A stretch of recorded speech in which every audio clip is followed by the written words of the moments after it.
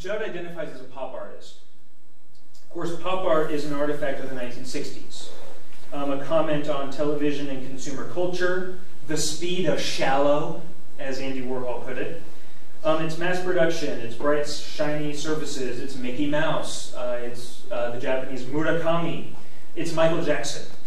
It's subversion by inversion, or pop art means that the low becomes high. And the popular kitschy imagery of the shallow masses is enlarged, is repeated, is treated with plenty of convincing philosophical backing as the avant-garde or culturally evolved leading edge of art. And it's also commentary on business, on consumerism. It's like print culture meets street culture meets museum culture meets the speed of shallow. And of course, calling contemporary Native American art that remixes popular imagery with a pinch of humor and sarcasm, which is itself an indigenous aesthetic which developed through a cultural genocide, calling it pop art seems a little anachronistic and a little inappropriate. Nevertheless, a number of artists, including Judd, they own that label. He calls himself Andy Warrior Hall. And here, maybe his most famous photoshopped image, we see Hopi Princess Leia. He brings together Edward Curtis's 1921 photograph, Kulini and Koyame, from his seminal multi-volume collection, The North American Indian, and a still shot from Star Wars of Princess Leia pointing her gun. The two Hopi maidens are seen in their traditional dress with the squash blossom hairdo that was typical for unmarried women. This image really invites many interpretations. If you're not native, you might just appreciate the visual punning or the similarities between Princess Leia's hairstyle and the Hopi hairstyle. Also, you might appreciate the seamless photoshopping. And Judd says that that's fine. It can just be surface. There doesn't have to be a deeper meaning. However, native audiences will immediately remember, or they'll look at this narrative logic of Star Wars and American imperialism. And they'll see the Hopi women as participants in the rebellion, alongside Princess Leia. Such a piece manages to write Hopi women into the Star Wars narrative. Maybe Princess Leia is Hopi. Or she symbolizes the Hopi, working against the narrative of erasure by affirming indigenous presence and identity. Judd's choice to modify a Curtis photograph is not coincidental. Edward Curtis, his photographs were instrumental in establishing stereotypes about Native Americans, especially the vanishing Indian stereotype. And Judd's insertion of Princess Leia into Curtis' photographs counters the idea of the Indian of the past, as he consciously places the character in a contemporary popular context. Curtis would also edit his photographs, early Photoshop. He is also famous for carrying around a briefcase, and if the subject, the Indian subject, didn't look native enough, he would give them a wig. Or he would give them a blanket so that they cover up their modern style clothing. This is probably the most famous of his Photoshops. I was shocked actually to find this clock, the infamous clock photograph, at the Museum of Native American History next to Crystal Bridges in Bentonville, Arkansas. It really is an incredible museum. There's a lot of tribal and ethnic artwork there. I've never seen so many arrowheads in my entire life. But decorating or setting the mood for one of the rooms that contained Navajo rugs and Indian headdresses were about half a dozen Edward Curtis photographs, including this one, the most famous fake. It's called the Piegan Lodge, and he edits the clock out because, again, he didn't want any markers of modern life. It's almost like these photographs were the nail in the coffin for indigenous cultures. So, I love this here because we also have Princess Leia, just like Mischief Eagle Testicle.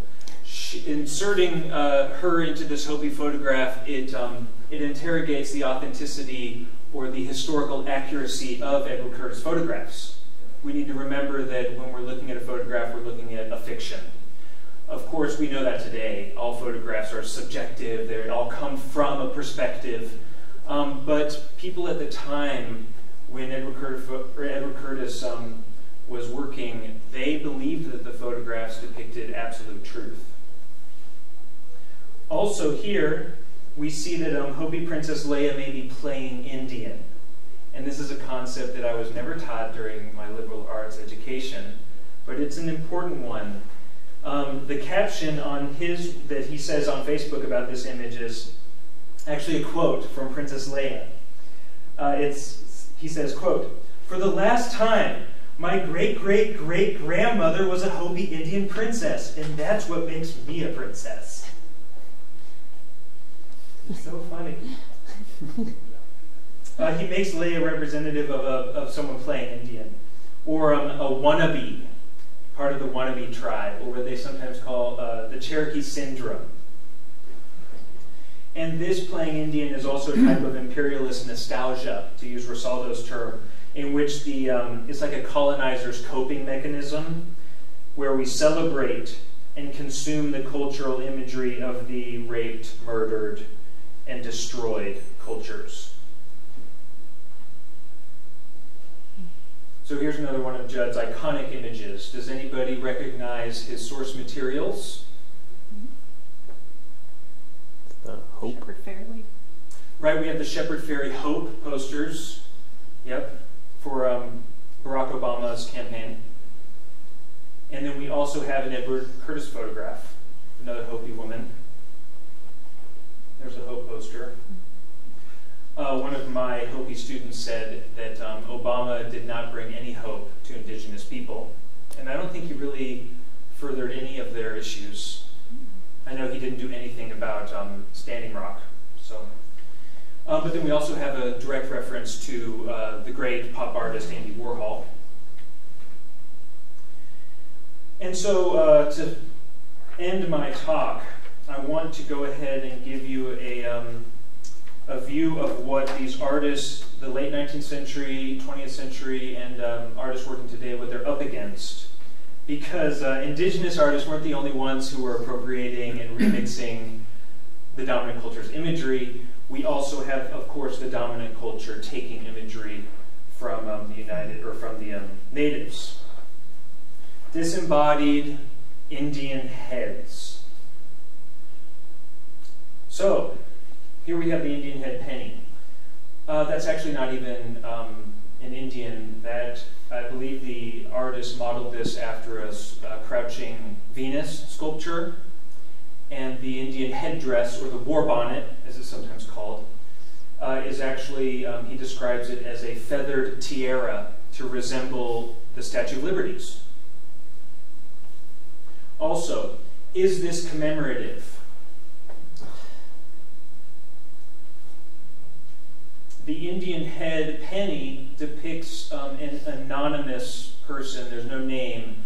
And of course, all other portraits on currency are named. That's how they earn that sort of commemorative on their currency. It's the greatest way to honor someone. But no, what beings do we depict on currency without names? Animals. So this kind of plays with that visual logic of anonymous imperial icons. This tiny object of a penny, it's also the lowest value, right? It's a penny. It has the lowest value, but it's also the most widely distributed, and in many cases this was an introduction to indigenous people for many non-native Americans. Minted from 1859 to 1909. What it does, though, is it associates indigeneity with Plains Indians. It's the headdress which is the most damaging. In one swift move, we erase entire nations. And this use of the Indian headdress as like a metonym or as a symbol for all indigenous people, we see it in all kinds of products. Here we have, of course, gas stations and other consumer goods. The Indian head.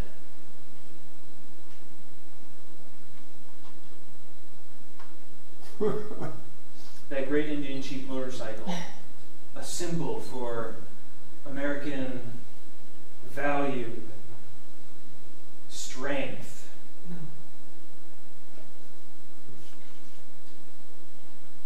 Oh, it's cut off here, but Adrienne Keene, who runs the website Native Appropriations, my favorite website, she schools me all the time. Please check out Native Appropriations. But she collects imagery of Indian heads on food for her essay called "I Eat Stereotypes Like You for Breakfast."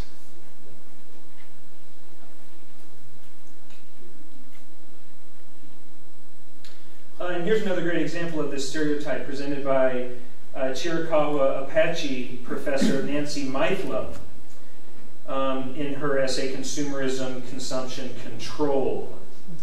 The game was included in an exhibit installed at California State University, Sacramento, of popular games and toys that dated from the 1930s through the 2000s.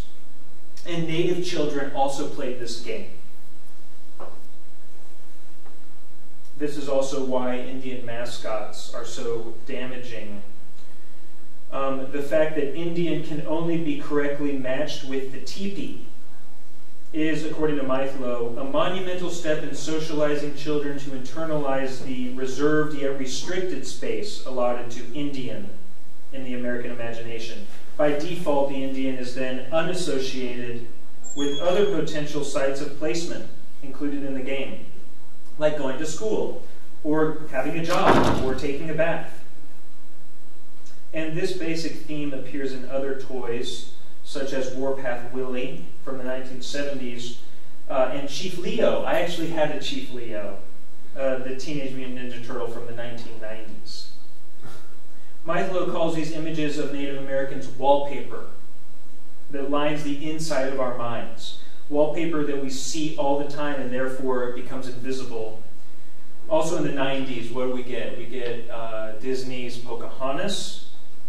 We see Native American Barbies. We see Tonto and Hawk from Twin Peaks. We see Little Bear from the great 1995 film Indian in the Cupboard, and he plays an Iroquois, but he's played by Cherokee actor Lightfoot. Look at him sitting there sad in his toy stereotype clothing. Of course, I love this movie because Little Bear schools the white boy, the god. Remember, have you seen this movie? Yeah. The white boy gives him a teepee, and Little Bear's like, I don't know what that is. We don't live in teepees. So, Wendy Red Star.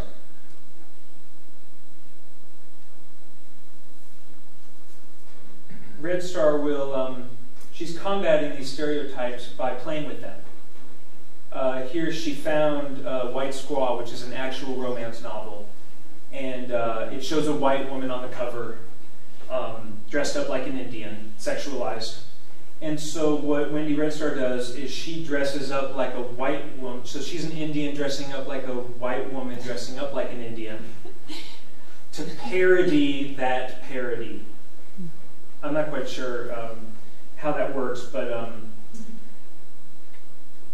my professor, Norman Akers, he also plays with the stereotypes, but he's inverting it so that the presidents who appear on the currency are now the aliens.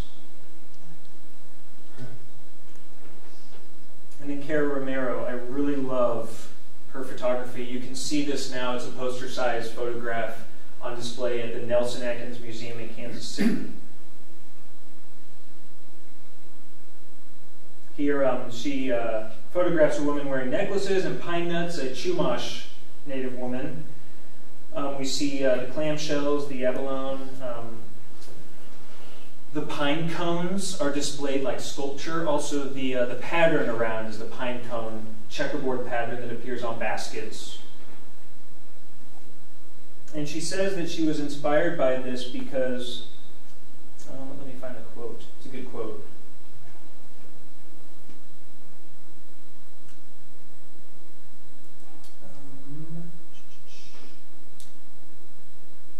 I can't find it, but she says that whenever she tries to find indigenous girl dolls, they're always stereotypes. They always disappoint. And so she plays with this, the first American Girl doll. Also, the bright pink points to a type of pop art aesthetic, along with the black and white patterning. Frank Buffalo Hyde is another great pop artist. Popcorn, which is kind of a funny play on words. Buffalo Selfie. And here is his inappropriate. Does anybody recognize who he is remixing in this image? That is Drew Barrymore. Drew Barrymore is actually pretty cool. She's director, actor, activist, but it was not cool when she posted a picture of herself in a fake Indian headdress on Facebook in 2012. And not only that, but she's wearing a Budweiser apron, connecting alcohol consumption with indigeneity. Chanupa Hanska-Luger also reacted to this post by his stereotypes. Literally, it's a series of ceramic stereos that he creates and then destroys as part of a performance. Here you can see that he's abstracted the pattern on her apron at the top of the stereo. And then we're back at Nicholas Galanin. Things are looking natives looking whiter. So this issue of stereotypes and of controlling their own imagery is still at the forefront of contemporary artists' issues. And I want to end our talk today with something a little different, although we'll see how it relates to the American flag mashups. We have Post Commodity, which is a three-person art collective from New Mexico. And here is their land art installation, Repellent Fence. Because colonialism is ongoing, and illegitimate borders are policed, and black, brown, and poor people are killed, marginalized, erased, and the dominant culture's xenophobic reaction to Mexicans and Mexican Americans, who are interestingly excluded from JFK's posthumously published book, A Native of Immigrants, relates to our nation's reactions and fear of indigenous Americans. This is a 2-mile-long ephemeral land art installation comprised of 26 tethered balloons, each 10 feet in diameter, that float 100 feet above the desert landscape. Half are on the U.S. side and half are on the Mexico side. So this is a fence that runs north-south. And it's an it's above the land. It's an anti-fence, or whatever, if you will. They were inspired by these ineffective bird repellent devices, these balloons that are often found covered in bird poop. Also, coincidentally, these balloons use indigenous medicine colors and iconography. The same graphic used by indigenous peoples from South America to Canada for thousands of years. The artists say that the purpose of this monument is to bidirectionally reach across the U.S.-Mexico border as a suture that stitches the peoples of the Americas together, symbolically demonstrating the interconnectedness of the Western Hemisphere by recognizing the land, indigenous peoples, history, relationships, movement, and communication. And they also talk about how balloons are humorous and they're sort of inherently disarming. It's hard to take yourself seriously or other people seriously if you're holding a balloon.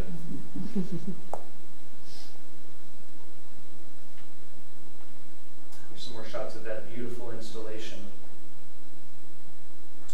The group Post-Commodity, they say that they create reimagined ceremonies that reflect aspects of traditional indigenous ceremonies. They're indigenous ceremonies in that they are immersive, interactive, multimodal, durational, shared, generative, and sacred. As with traditional ways, these reimagined ceremonies support building and maintaining public memory, knowledge creation, intergenerational knowledge transfer, and placemaking.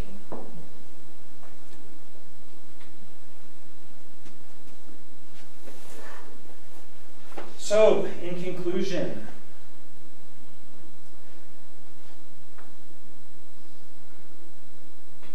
really indigenous history and indigenous culture, indigenous art, it's too big for us, for any one of us to really see clearly. It's like we're flies crawling across the ceiling of the Sistine Chapel. We don't get a whole view. We don't get the big view.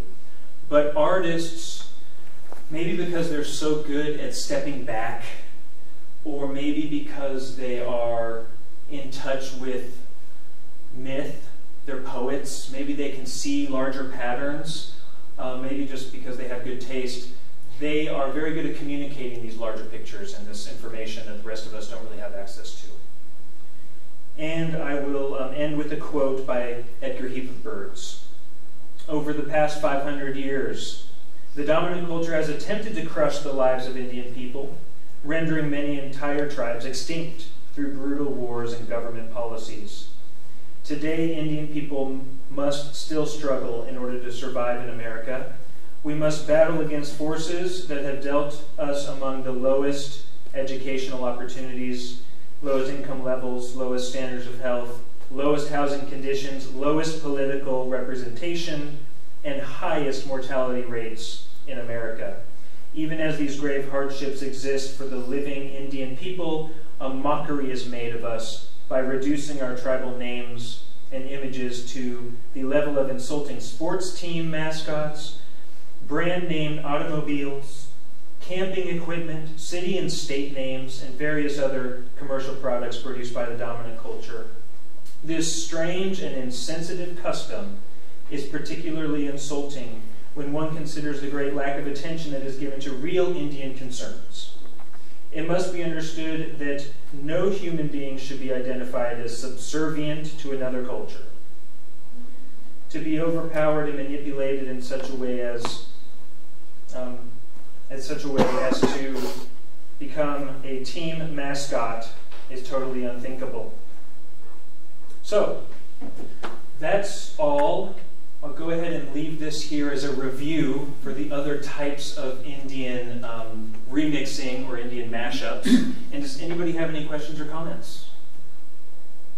I have no idea what time it is. We go over. We did, but it's okay. So sorry. It's okay. I have a Dalai Lama question. Oh, sure. Something I've been curious about for a very long time. What does the Dalai Lama smell like? Oh, man. His hands are warm and he smells like flowers. Good answer. Any particular type of flower? I could imagine that. What does he smell like? Well, have you been to India? I have not. Okay, has anybody here been to India? You may know that it stinks.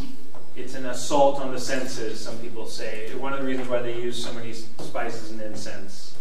So I may not have been smelling the Dalai Lama, but while I was in India, I definitely smelled a lot of people.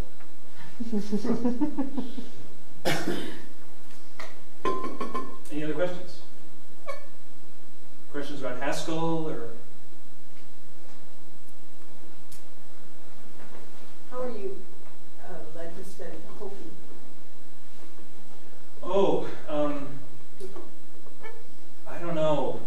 I mean, the Hopi and the rest of those ancient Pueblo people, their art and religion fascinates me. It's so secretive, though, and really I have no business, none of us have any business even knowing anything about the Hopi.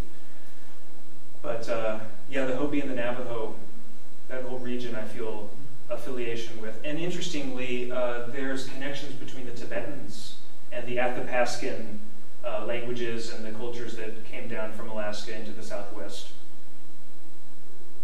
There's a book called The Book of the Hopi. Mm-hmm. Is that a useful book or not?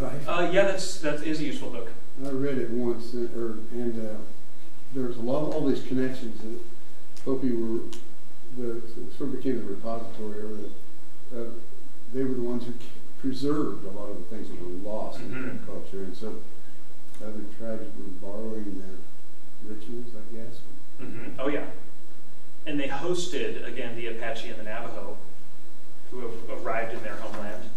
It's interesting though, these Pueblo cultures, one of the reasons why they were able to keep, of course the climate, the dry climate was good for all the artifacts, but also they would put up crosses, even if they weren't Christian, so that the Spaniards would go right by their Pueblos, feeling no need to convert anybody. Another type of camouflage. Yeah, but the Hopi are fascinating. Navajo.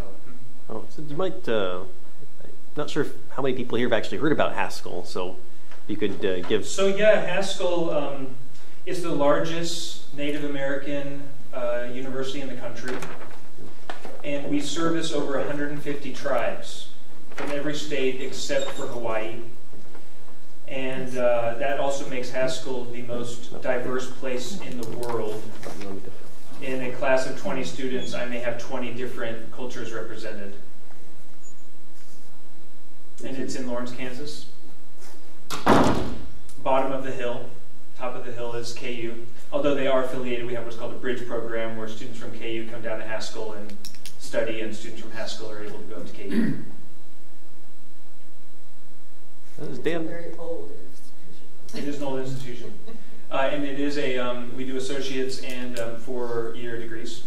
Is Dan Wildcat still there? Wildcat is still there, yes. Okay. Yeah. Right now he's the acting president. Okay. I was working with He's the our tribes. celebrity. He would come up. My brother-in-law's roommate Really? in college. Oh. Really? I keep hearing his name. Well, for those of you who want to see more American flag art, I have some more American flag art. Not all of this is native. But Alfredo Jar, who's Chilean, he has a really powerful project. This is not America's flag, because the Americas are not just the United States. To be fair, we can't really call ourselves United Statesians. Frank Lloyd Wright called us Usonians, which I think is actually a pretty good word. But we call ourselves Americans, and that's kind of insensitive to all the other Americans. So he wants to reshape our logo, and he wants to see the North and South Americas as America, and therefore that is not America's flag. It's kind of interesting. Dwayne Slick, he also appropriates the American flag, but in a completely different way. He does these photorealist paintings. And in this case, the flag signifies veterans. And I didn't really get to talk about that in our talk, but after 1917, when the U.S. entered World War I, the flag then came to represent veterans. And this was a way for indigenous soldiers to reaffirm their warrior identities. So they weren't necessarily fighting for the U.S. government as much as they were fighting for their own homelands.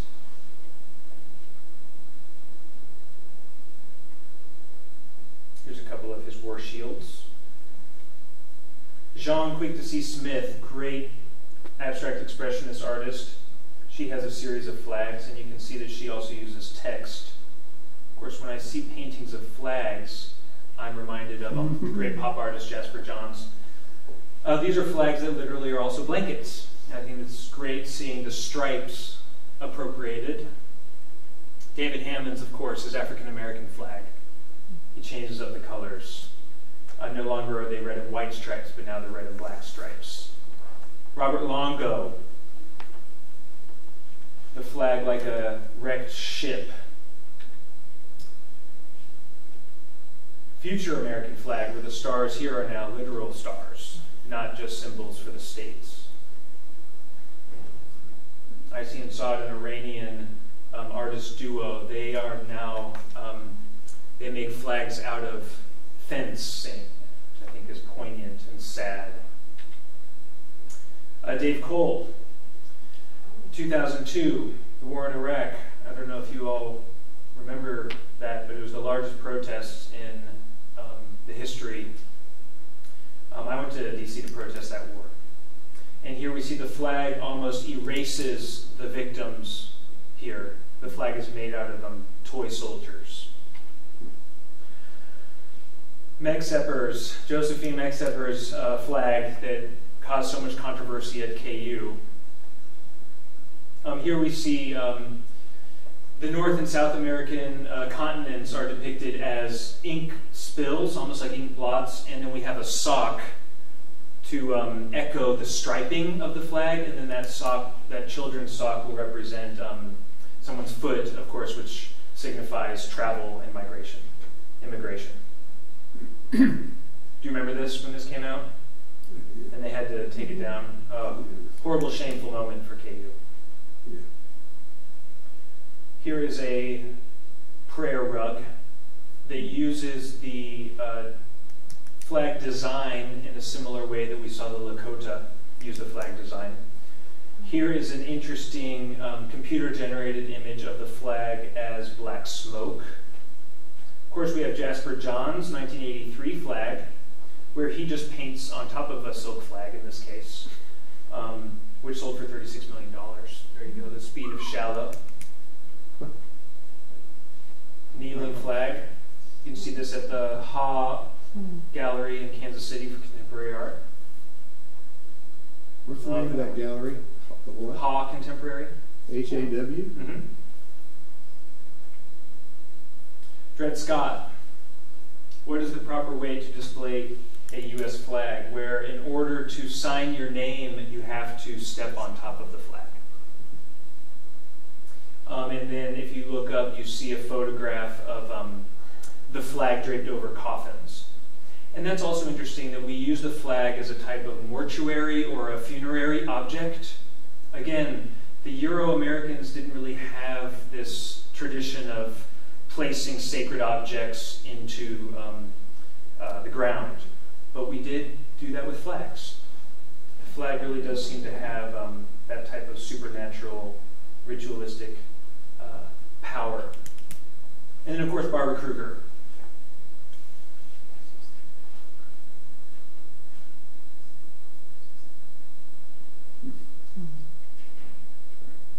And then, just for fun, you can see what else has happened to indigenous symbols. As there was a Mickey Mouse Kachina, we also have a Mickey Mouse dream catcher. Anyway, thank you all so much for sticking around and for coming to this talk. I really appreciate it.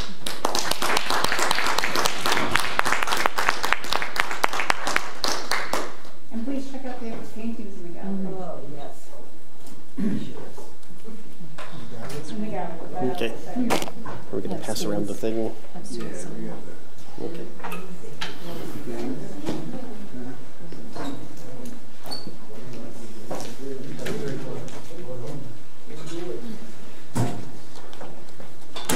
Thank you. Exit. Oh, right, yeah.